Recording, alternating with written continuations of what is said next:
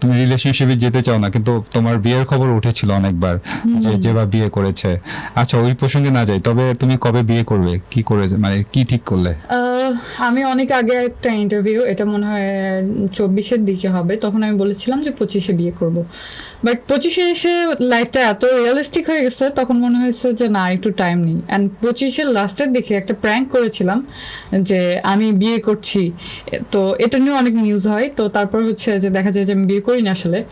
তো তারপরে থেকে এখন পর্যন্ত আমার মনে হয় না যে আমার বিয়ে করা উচিত। তো যখন মনে হবে যে বিয়ে করা উচিত, আমি মানে এখন আর বছর বলতে চাচ্ছ না? না, বছর বলতে চাই না, বলতে কি আমি আসলে নিজে ঠিক করতে পারতেছি না যে আমার ঠিক হতে বা আমার একটা রিলেশনে ফিট হতে আসলে কতদিন সময় লাগবে, যে যখন মনে হবে যে না, আমি আরেকটা মানুষের জন্য রেডি।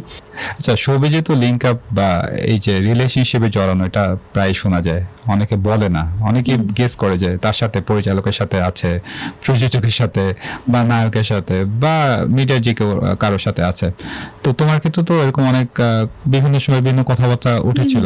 আর তো এই ধরনের কথা যখন হয়, তখন তুমি কি করো?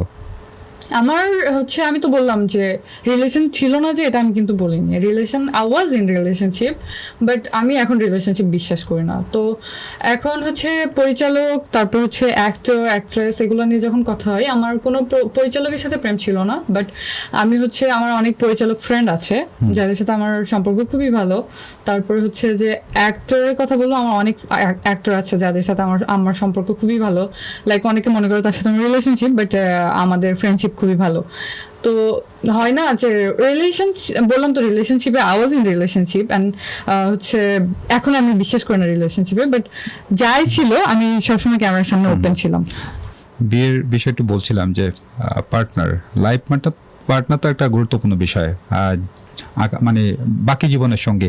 সেক্ষেত্রে তোমার পার্টনার যদি তোমার মনের মতো না হয়, হয়তো দেখলে একরকম, বিয়ের পরে আর এক রকম হয়ে গেল, কি করবে তখন?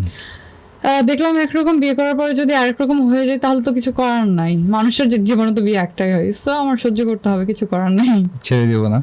না, ছেড়ে কেন দিব? বিয়ে হয়ে গেলে আমি ছেড়ে দিব না। সে যদি মনে করে যে সে আমার সাথে থাকতে পারছে না, তাহলে সে চলে যাবে। মানে আমি মানুষের ফ্রিডমকে বিলিভ করি, আমি তাকে ফ্রিডম দিব। অ্যান্ড আমি যেহেতু বিয়ে করে ফেলেছি, তো ও পারফেক্ট না বলে কি তাকে ছেড়ে আমি আরেকজনের কাছে যাই, সে যে পারফেক্ট হবে সেটা কিন্তু আমি জানি না।